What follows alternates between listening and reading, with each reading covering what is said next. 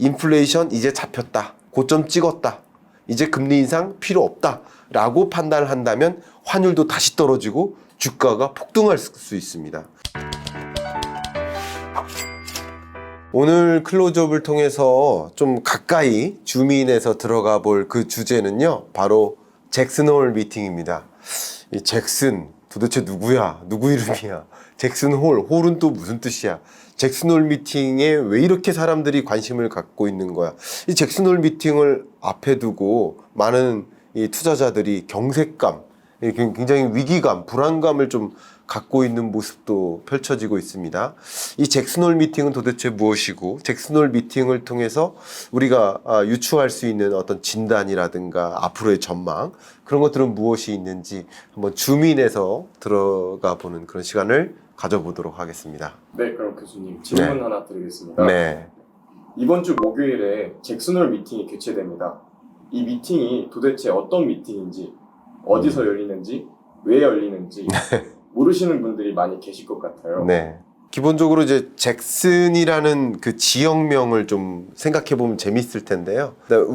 저는 이제 서울에 살지만 서울 경기권에 여러분 스키 좋아하시죠? 우리 앞에 계신 PD님이 스키를 굉장히 좋아하시는데, 그 스키 타러 보통 이제 서울 경기권에서 근거리에 갈 때는 이제 곤지암이라는 곳을 가잖아요. 제가 또 개인적으로는 대전 출신이어가지고 대전 충청권에서는 스키 타러 무주를 많이 갑니다. 이 잭슨이라는 지역은 이 와이오밍주, 미국의 와이오밍주에 있는 스키 타러 가는 곳, 이렇게 생각하시면 도움이 될 것 같아요. 제가 이 그림을 좀 가지고 왔거든요. 한번 같이 보시겠습니다. 이게 미국 지도죠. 미국 지도에서 와이오밍주가 이쪽에 있고요. 그리고 와이오밍주를 좀 확대하면 이렇게 생겼는데, 이 잭슨이라는 도시가 있습니다. 이 잭슨이라는 도시 옆에 홀이라는 명칭이 있죠. 이 홀은 마치, 제가 대전 중심으로 말씀드릴게요. 대전이 이제 분지잖아요. 그러면 분지라는 뜻은 결국 다양한 산으로 둘러싸여 있다, 이렇게 해서 분지 지역이라고 많이 표현하는데, 대전 인근에 정말 많은 산들이 있습니다. 논산이 있죠. 또 금산이 있습니다. 인삼으로 유명한 이 산, 결국 이 지역명에 산이 붙는 이유는 그 지역이 산으로 구성되어 있다는 뜻이라고 볼 수 있을 것 같아요. 이 잭슨 홀이라고 하는 이 홀이라는 단어가 골짜기, 산, 이런 것들을 뜻합니다.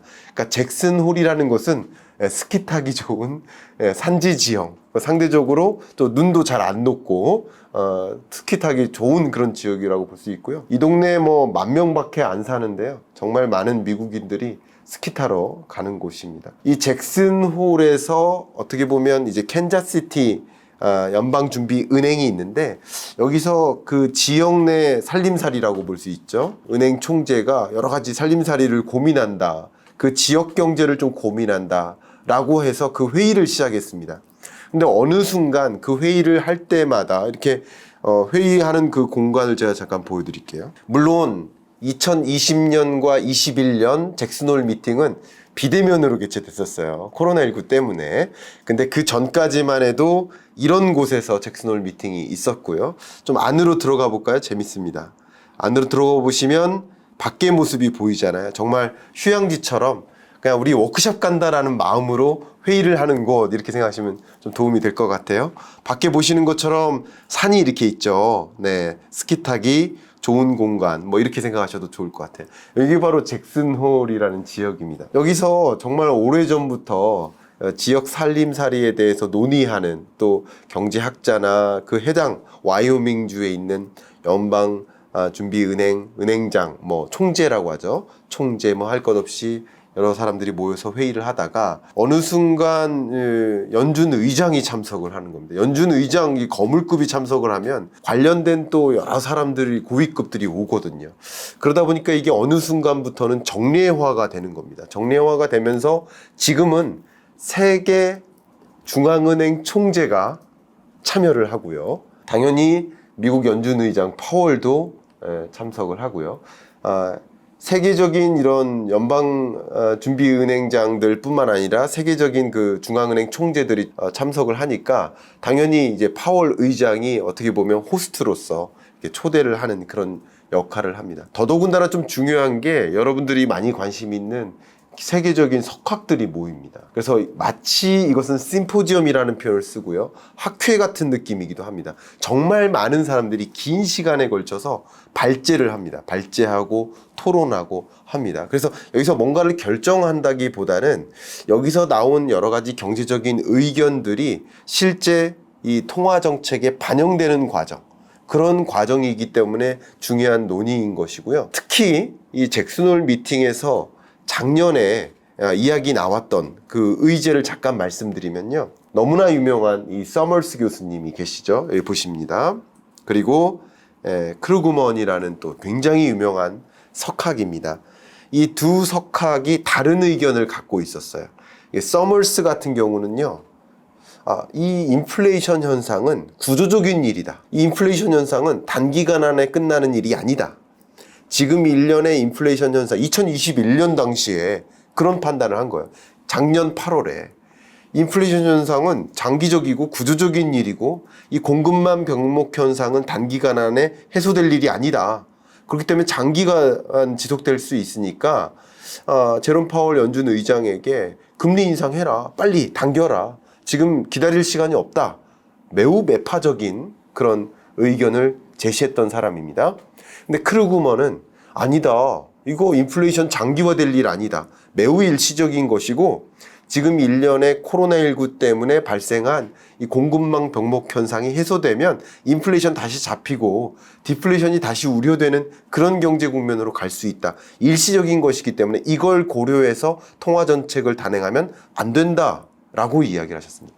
저희 채널에 얼마 전에 곽수종 교수님이 출연하셨죠. 책인싸라는 시리즈에. 곽수종 교수님과 제가 대담하면서 느꼈던 것이 이미 전부터, 굉장히 오래전부터 인플레이션 문제를 중요한 구조적인 문제로서 고려하셨던 분이에요. 굳이 따지면 곽수종 교수님이 이 서머스 같은 입장을 갖고 계셨고요. 저도 이제 불안전해서 그런지 몰라도 인플레이션 현상이 장기간 지속될 거라고 보지는 않았었습니다. 그래서 지금 만약에 제가 크루그먼 입장에서 이 서머스를 지적한다면 장기화될 요소가 사실은 없다. 그러나 이 서머스가 이렇게 인플레이션이 장기화될 거라고 추정한 그 근거에, 그 산시간에 전쟁이 없었어요. 그러니까 우연히 맞힌 게 아니냐라고 좀 지적을 해볼 수 있을까? 제가 감히 지적할 입장은 아닙니다만. 그러나 그 어떤 시나리오상에 러시아 우크라이나 전쟁이 없었고 전쟁으로 인해서 이 공급망 병목 현상이 탁 틀어막힌 거거든요. 여러분 이 물병을 한번 생각해 보세요. 물병에서 물이 입으로 들어가는 그 물에 이동하는 속도가 물병의 그 넓은 공간 때문에 정해집니까? 아니면 물병의 병목이라고 하죠. 그 목이 그 물이 이동하는 속도를 결정짓습니까? 병목이죠. 그러니까 병목이 틀어막히면 물이 이동하는 속도도 빨대로 이게 쪽쪽 빨듯이 조금씩 찔끔찔끔 나올 거 아니겠습니까? 이 공급망 병목 현상이에요. 이게 장기화될 거라고 볼 수 있는 근거가 없었는데 그 근거가 생긴 거죠. 전쟁이었던 거죠. 그렇기 때문에 저는 개인적으로 크루그먼을 아직도 지지합니다. 그 변수는 누구도 예상할 수 없기 때문에. 그러나 어쨌든 결과적으로 크루그먼이 시인합니다. 뭐라고 시인하냐면 내가 예측을 실패했다. 인플레이션은 장기화되는 이슈구나. 이렇게 구조적인 이슈구나 라고 어떻게 보면 시인하는 격이 됐습니다. 이것이 바로 연준의 실패죠. 그러니까 연준의 의사결정도 인플레이션은 장기화될 거라고 보지 않았고 그래서 이 인플레이션 잡기 위해서 기준금리 인상 속도를 강하게 가져가지 않았는데 전쟁이 터진 이후에 말 그대로의 초인플레이션 현상이 나타났고 그 초인플레이션을 잡기 위해 강도 높은 금리 인상, 빅스텝, 자이언트스텝 행보를 하지 않았습니까? 이미 선제적으로 그런 인플레이션, 물가나 경기를 제대로 전망하고 그 전망에 기초해서 제대로 된 선제적인 통화 정책을 단행했어야 되는데 이미 늦은 거 아니냐? 인플레이션이 이미 나타난 거 아니냐? 선제적이지 않았다는 측면에서 이 연준의 실패를 많이 얘기하는 거죠. 이런 잭슨홀 미팅에서의 논의 주제가 향후 어떻게 보면 통화 정책 행보를 결정지을 수 있기 때문에 매우 중요한 주제고요. 더더군다나 제가 여러분께 말씀드리고 싶은 것은 이 연준 의장 제롬 파월의 기자회견이 있습니다. 그리고 제롬 파월의 발제가 있죠. 그러니까 물론 우리나라 한국은행 총재의 마지막 발제를 이제 담당하게 되는 최초의 일이죠. 그것도 좀 우리 한국 입장에서는 주목하는 바일 수 있겠습니다만 세계가 주목하는 것은 역시 제롬 파월 연준 의장의 발제와 기자회견에서의 멘트라고 볼 수 있을 것 같아요. 그러면 인플레이션이 잡히지 않았구나 라고 판단합니다. 인플레이션이 잡히지 않고 정말 인플레이션이 장기화될 수 있겠구나. 그러면 금리 인상 행보가 주춤할 줄 알았는데 얼마 전에 시장이 안도하지 않았습니까? 주가가 반등했고 환율도 떨어지지 않았었습니까? 그런데 지금의 일련의 이야기들은 인플레이션 장기화될 수도 있겠구나. 그러면 금리 인상 행보 더 갈 수도 있겠구나. 이런 것들이 판단 지어지는 그런 과정이 잭슨홀 미팅이라는 거죠. 요약을 해본다면 잭슨홀 미팅에서 인플레이션이 장기화될 거다라는 사인을 연준 의장이 만약에 제시를 한다면 금리 인상 속도도 더 강화할 수 있고 빅스텝, 자이언트 스텝 행보를 더 가져갈 수 있고 터미널 레이시라고 하죠. 미국의 기준금리 인상의 고점, 그 지점도 올라갈 수도 있고 더 장기화될 수 있는 거예요. 그러면 주식시장 아직 반등할 시점이 아니구나. 더 깔아앉을 수도 있겠구나 라고 판단할 수 있는 것이고요. 환율은 더 고공행진할 수도 있겠구나 라고 판단할 근거가 되는 거죠. 근데 반대로 인플레이션 이제 잡혔다. 고점 찍었다. 이제 금리 인상 필요 없다 라고 판단을 한다면 환율도 다시 떨어지고 주가가 폭등할 수 있습니다. 지금 1년에 월요일, 화요일 연속으로 환율이 높은 이 숫자를 계속 유지하고 주가가 안 좋은 국면, 이런 것들은 이 잭슨홀 미팅에서의 여러 가지 의사결정이 아마도 장기화에 걱정을 갖고 있는 거예요. 시장이 불안해하는 거예요. 불확실성을 갖고 있는, 그것이 이제 주가에 반영된 모습이다. 이렇게 해석해 보는 것처럼 잭슨홀 미팅이 있기 전부터 이렇게 자산시장이나 외환시장이나 전반에 걸쳐서 이렇게 흔들리는 모습을 본다면 잭슨홀 미팅에서 나온 어떤 의제, 어떤 의사결정, 이런 것들이 어떻게 언론을 통해서 반영되는 과정에서는 또 한 번 조정이 있거나 다시 한 번 폭등하거나 하는 일이 있을 수 있겠죠. 이만큼 잭슨홀 미팅이 중요하다, 이렇게 강조하고 싶습니다. 교수님, 최근 시장과 연준의 생각이 다른 것 같습니다. 어떻게 다른지 교수님의 의견이 있으신가요? 네, 일단 지난 한 7월 달부터 시장은 안도감을 가졌던 것 같습니다. 왜 안도감을 가졌냐면 보시는 것처럼 미국 소비자 물가가 6월 물가죠. 9.1%를 기록했었습니다. 이것이 말 그대로 41년 만에 최고치죠. 1981년 11월 이후 최고치를 찍었습니다. 그리고 7월 달 물가가 발표가 됐는데 이 그래프상에 이미 그림에 들어가 있지만 표시가 잘 안 보이죠. 그래서 최근 미국 물가 흐름을 좀 가지고 왔는데 보시는 것처럼 7월 미국 물가 상승률이 8.5%를 찍었어요. 다시 말하면 인플레이션 이제 정점 찍은 거 아닌가 하는 시장의 안도감이 형성됐었던 거예요. 이걸 좀 다시 한번 깊게 말씀드리면 당시 미국 CPI 물가가 발표되기 전까지만 해도 시장에서의 기대치, 예상치가 대략 한 8.7, 8.8이었습니다. 근데 그 시장의 기대치보다도 떨어지고 그리고 전 고점보다도 9.1이나 8.6보다도 떨어지는 모습을 보고 이제 시장에서는 받아들이기를 9.1, 6월달 9.1%라는 그 미국 물가 상승률이 고점이었구나. 이제 떨어질 일만 남았구나. 라고 생각을 하기 시작했고요. 당장 이 7월 물가 상승률이 8월 중순에 발표가 되고 지금 우리가 8월 달을 살고 있는데 8월 미국 물가 상승률은 역시 9월 초중순에 발표됩니다. 11일 전후로 해서 발표가 됩니다.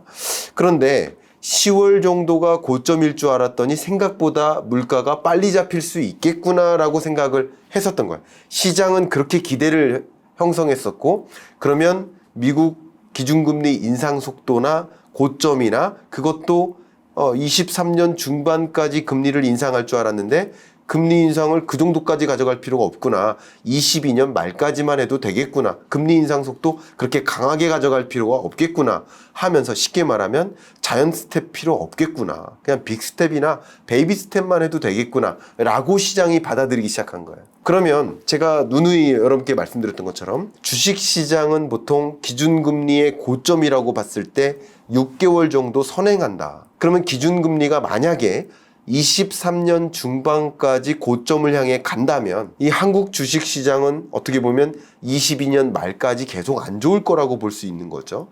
그런데 그게 아니라 22년 말까지 기준금리 인상의 고점이 당겨질 거라고 생각한다면 그러면 이미 저점은 찍었구나.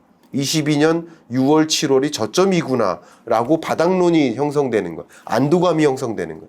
그러니까 주식시장 적극적으로 투자해도 되겠구나 라고 생각할 수 있는 거죠. 쉽게 말씀드리면 시장은 이렇게 오해했던 거죠. 근데 이 7월 FOMC 회의록이 어제 발표가 됐습니다. 그 회의록 내용을 잠깐 설명드리면 여기 보시는 것처럼 제임스 블러드 세인트루이스 연방준비은행 총재나 토마스 바킨 리치먼드 총재나 이 둘의 발언들이 좀 우리가 주목해 볼 만한 표현인데요. 결과적으로는 여러분들은 연준 의장의 마음을 읽어야 돼요. 저는 그런 표현을 어떤 식으로 했냐면 내가 제롬 파월이다라고 입장을 바꿔놓고 생각해보자. 항상 그런 식으로 말씀드렸는데 연준 의장이나 연준의 마음을 읽으면 기준금리가 언제까지 고점일까라는 것을 먼저 판단하고 그것에 맞게 투자 의사결정을 진작해 보면 되겠죠.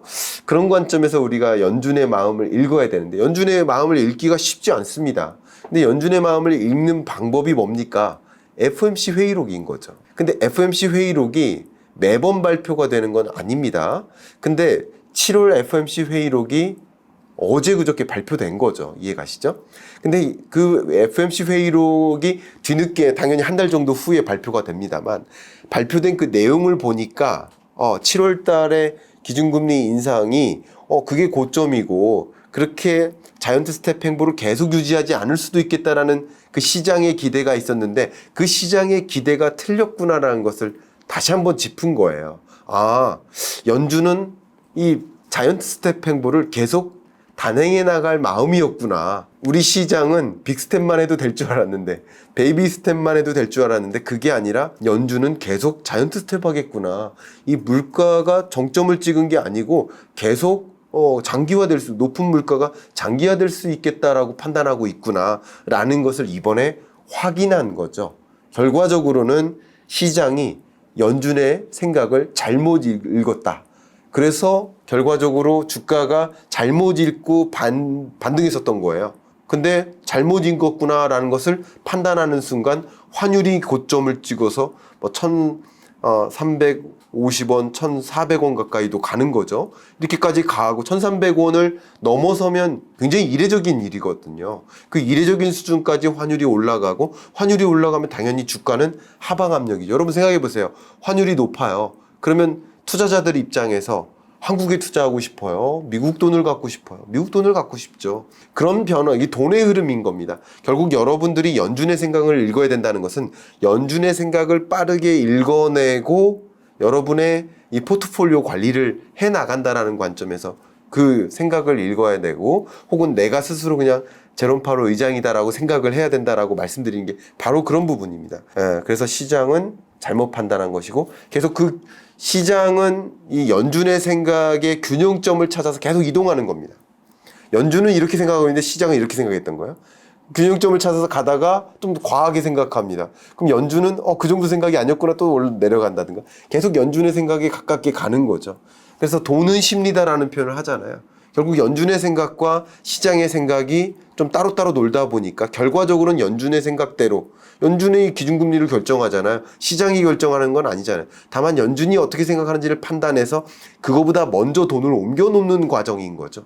그래서 계속 올랐다 내렸다 하는 모습이 전개되는 것이다 이렇게 이해하시면 좋겠죠. 시장은 이런 연준의 시각을 눈치챈 모습입니다. 그래서 금리 상승에 취약한 림 주식과 비트코인, 나스닥이 크게 하락했습니다. 네. 교수님은 이에 대해 어떻게 보시나요? 제가 계속 지난 몇 개월 전부터 아마 이제 강한 달러의 시대라는 그 주제로 제 경익남 시리즈에서 이미 환율 전망할 때 강의로도 말씀드렸고 클로즈업을 통해서도 수차례 말씀을 드렸습니다만 22년 하반기의 모습을 그림 그리셔라. 그냥 어제 오늘 일희일비하지 말자 이 말씀을 계속 드렸던 것 같아요. 그러니까 22년 하반기는 그냥 정의를 내리시면 됩니다. 강한 달러의 시입니다.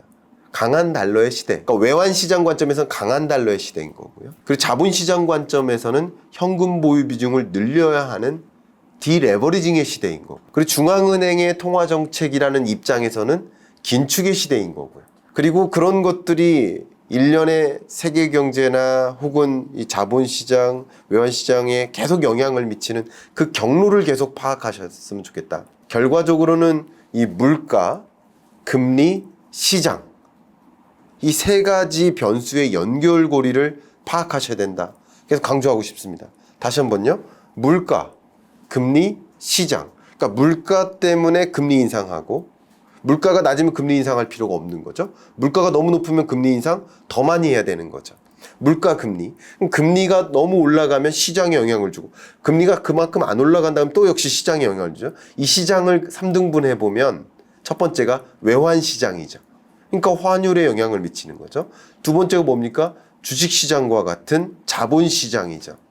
주가가 계속 급등락하는 거죠. 그 다음 세 번째가 자산시장, 부동산과 같은 역할이죠.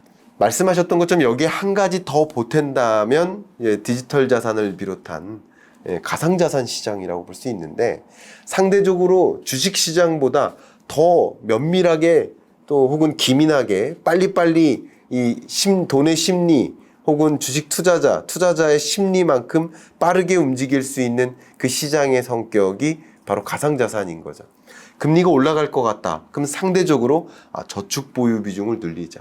현금 보유 비중을 늘리자 하는 의사결정을 더 집중할 수 있지 않겠습니까? 상대적으로 돈의 가치가 떨어지네? 그러면 돈을 빌려서라도 더 높은 수익성을 향해서 찾아나가지 않겠습니까? 그게 가상자산, 주식인 거예요. 부동산인 거예요. 그러니까 상대적으로 돈의 가치가 강하게 올라간다. 그러니까 물가가 강하게 올라가고 그러면 금리를 더 강하게 인상해야 되겠다라는 어떤 시장의 판단이 형성되면 가상자산 시장은 더 먼저 꺼지는 거죠. 주가가 꺼지는 것처럼.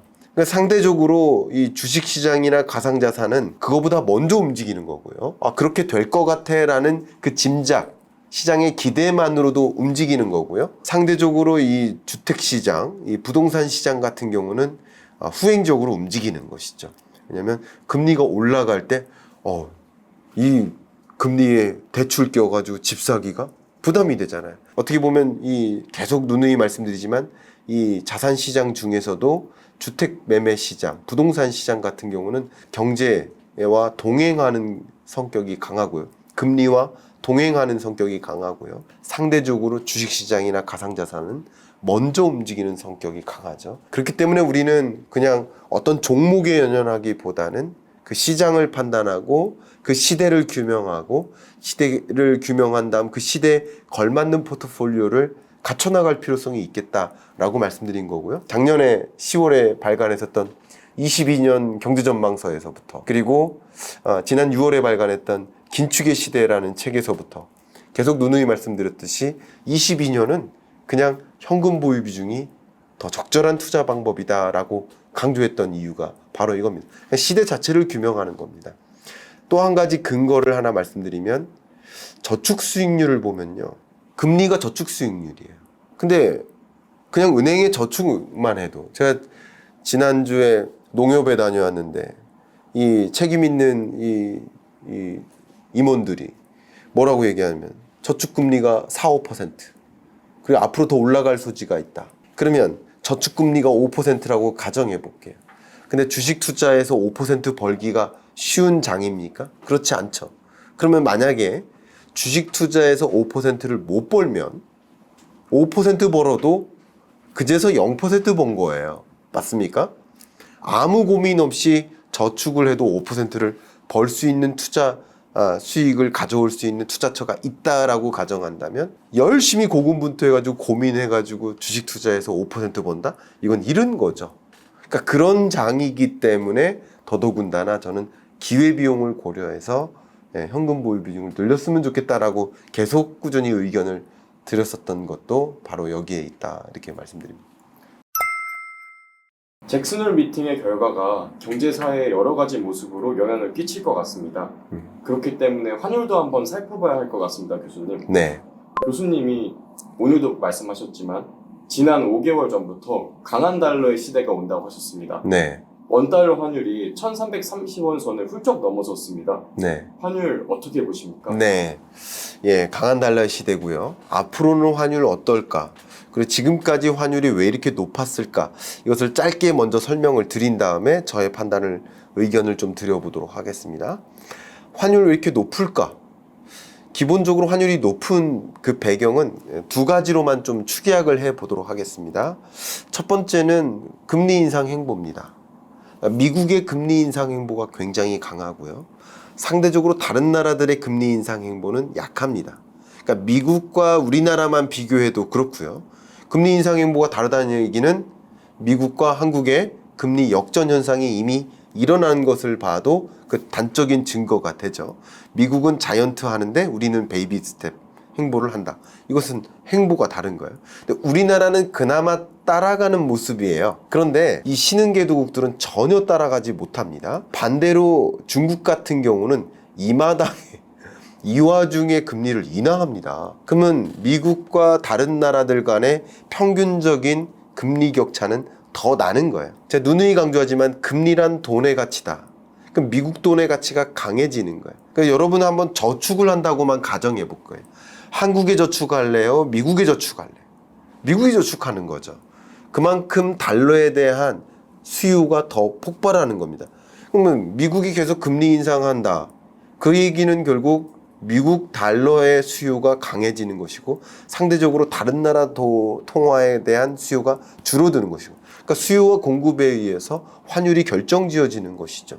달러 수요가 급증하는 만큼 그만큼 달러 가치가 강해지는 겁니다. 그게 첫 번째 요인이고요. 두 번째 요인은 이 돈의 의미는, 돈의 가치는요, 그 나라 경제의 펀더멘탈을 보여준다라고 좀 강조를 하겠어요. 그러니까 미국 경제가 탄탄합니다. 그럼 미국 돈의 가치는 강한 거예요. 근데 가장 단적인 증거가 전쟁이죠. 우리나라가 만약에 전쟁이 나면 돈의 가치가 급락하지 않겠습니까? 그렇게 생각해 보세요. 우리나라 돈을 들고 있을 이유가 없는 거죠. 그러니까 돈의 가치가 급락하겠죠. 마찬가지로 그 나라 경제의 펀더멘탈이 훌륭하지 못하다. 그러면 그 나라 돈을 갖고 있고 싶지 않은 거예요. 기왕이면 강한 돈을 갖고 싶어요. 특히 이런 심리는 언제 발동합니까? 경기 침체 국면이 심각해진다. 경기 침체 리스크나 불확실성이 고조된다. 그러니까 러시아 우크라이나 전쟁이 터졌을 때 그때도 불확실성이 고조되죠. 그러니까 달러 수요가 강해지는, 안전자산 선호 현상이 강해지는 겁니다. 그러니까 지금도 22년 하반기가 경기 침체 우려라는 불확실성이 또 고조되고 있다 보니까 기왕이면 안전자산을 가질래. 그 안전자산 중에서도 달러를 갖고 싶은 거예요. 상대적으로 다른 나라, 특히 신흥국 외환위기 가능성이 점증되고 있죠. 우리나라도 무역적자 역사상 최고치입니다. 이런 불안한 요소들이 여전히 존재하는 거예요.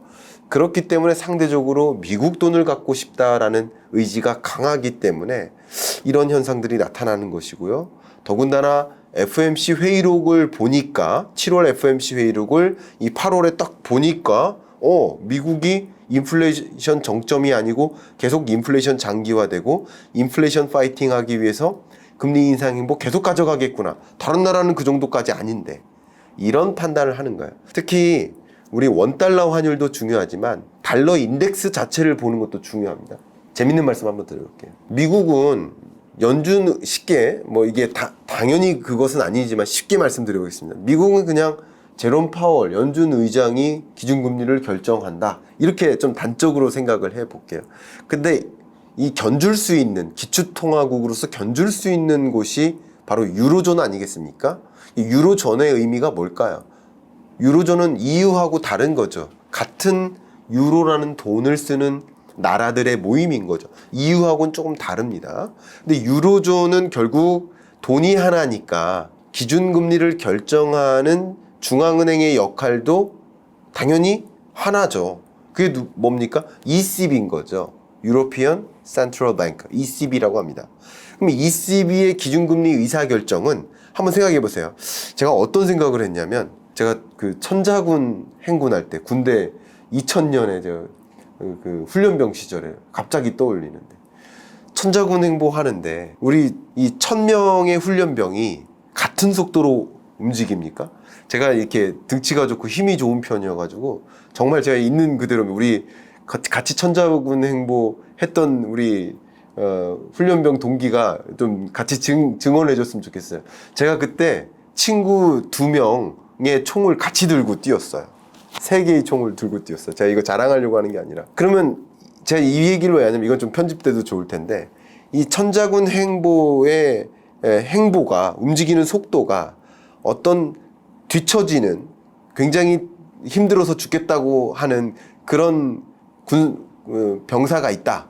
그러면 그 병사의 속도를 맞춰줄 필요가 있겠죠. 내가 1등하는 친구가 그러니까 1000명이 같이 뛰어야 되는 거지. 한 명만 1등하고 나면 누군가 꼴찌하는 그런 게임이 아닌 거죠. 같이 1000명이 이동해야 되는 게임인 거잖아요. 제가 이걸 비유컨대 말씀드린다면 유로존을 구성하고 있는 여러 나라들이 있기 때문에 어떤 특정 국가가 독일이라는 특정 국가가 폴란드라는 뭐 특정 국가가 예를 들면 이런 유럽을 구성하는 여러 특정 국가가 자기 인플레이션이 너무 심각하니까 유로존은 아니지만 영국 같은 경우 물가가 10%를 초과했습니다. 물가 상승률이. 그러니까 국가마다 물가 상승률이라든가 입장이 다른 거예요. 근데 독일 같은 나라는 나름 강하고 성장세가 나름 괜찮고 물가가 걱정이니까 독일만 생각하면 미국만큼 금리 인상 행보 하고 싶어요. 그러나 보니까 이탈리아 같은 나라는 굉장히 부진합니다. 재정 적자도 심각하고요.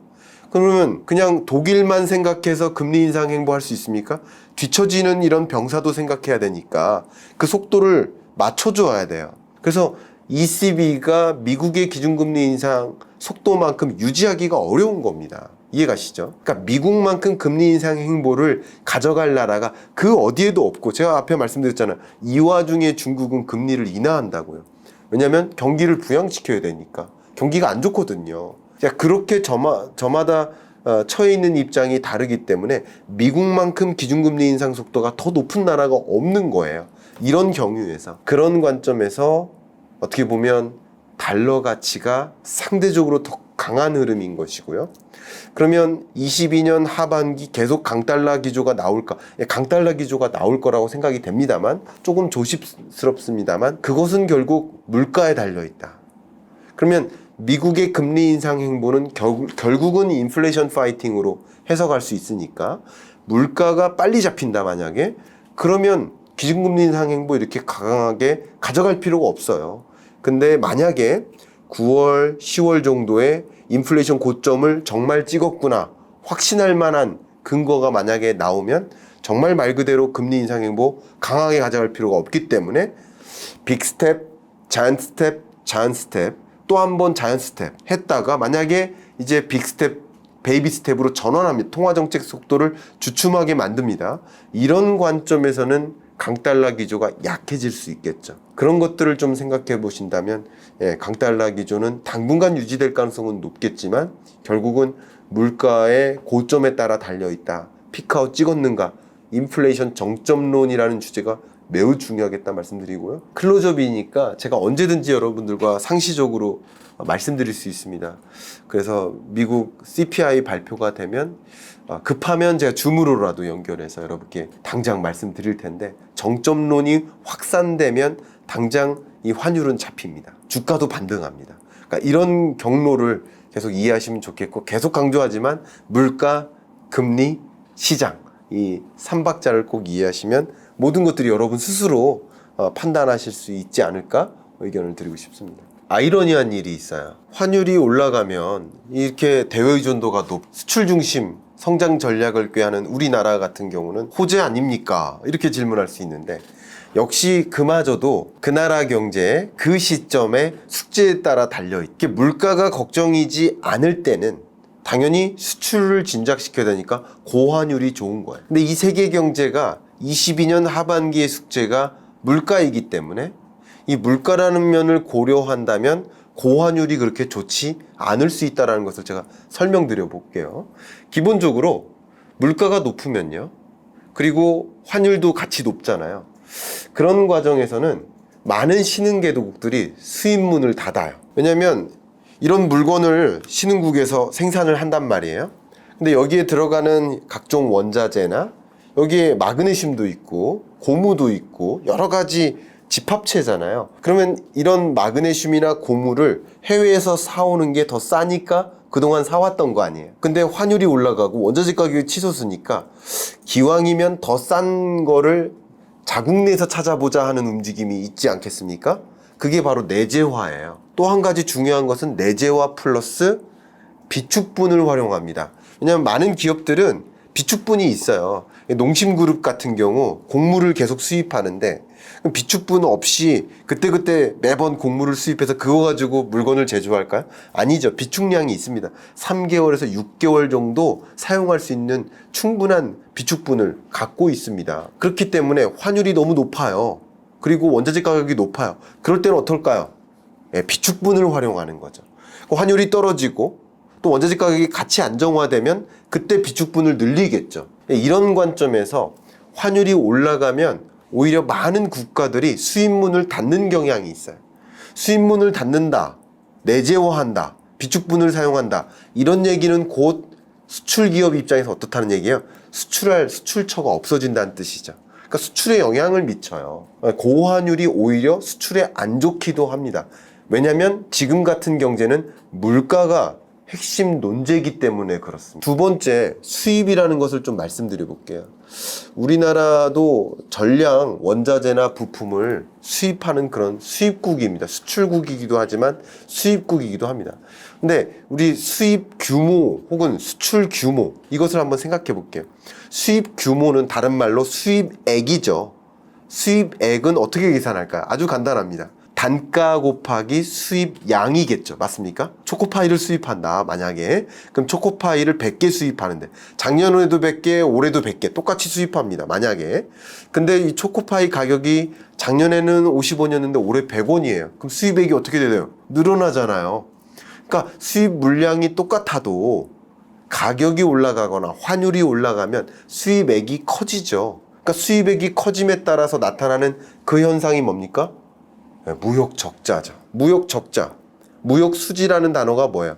무역 수지는 총 수출에서 총 수입을 뺀 거예요. 그럼 총 수입이 더 많다. 그러면 당연히 무역 적자인 거고요. 그리고 총 수출이 더 많다. 그러면 무역 흑자죠. 지금 1년에 5개월 연속 무역 적자 기조가 나오고 무역 적자 기조도 역사상 최고치이다 보니까 이것이 결국 우리 경제에 주는 충격인 거고요. 또 한 가지, 우리 경제라는 관점에서도 물가 잡는 게 굉장히 중요합니다. 더더군다나 지금 8월, 9월 이 지점을 우리 지내고 있잖아요. 근데 얼마 전에 지난주에 뭐가 걱정이었어요? 내부적으로, 우리나라 내부적으로 수해. 근데 수해가 주는 여러 가지 충격이 있겠지만 물가라는 관점에서 어떤 충격이 있을까요? 매년 반복되는 과제죠.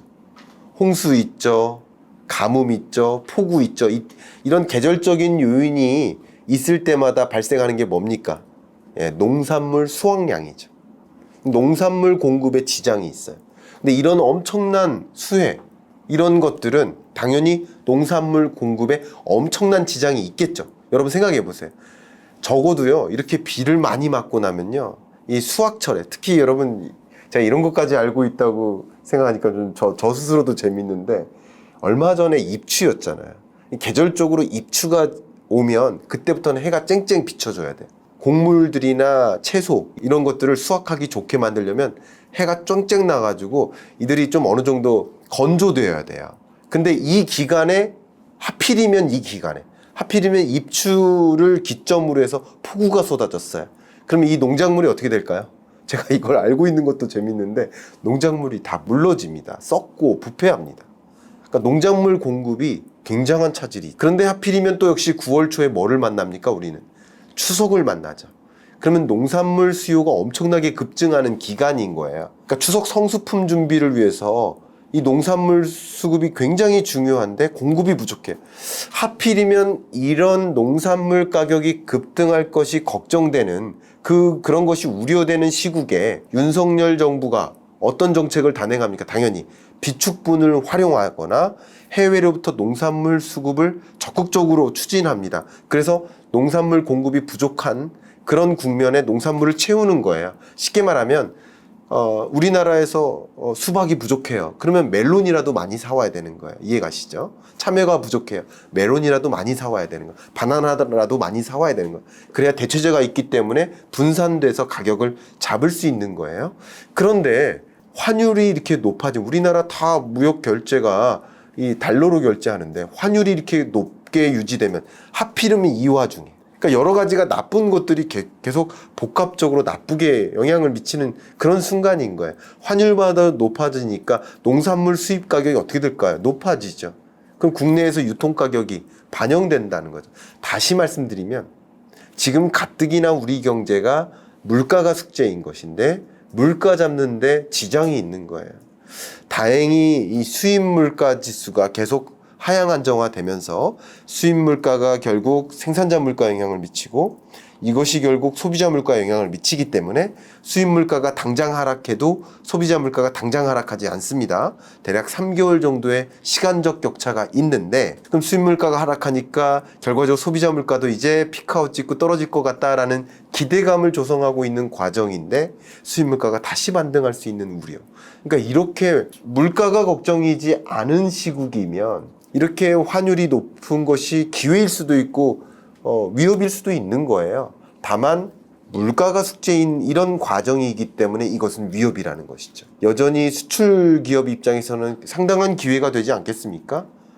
그러나 수입 기업 입장에서는 굉장히 힘든 이런 시국이라는 것이고 이렇게 높은 이 고환율은 정말 IMF 외환위기 이후 거의 처음 모든 여러 가지 지표들이 IMF 외환위기 이후 처음인 거예요. 우리나라 물가 상승률 6.3% 이것도 IMF 외환위기 이후 처음 24년 만에 최고치고요.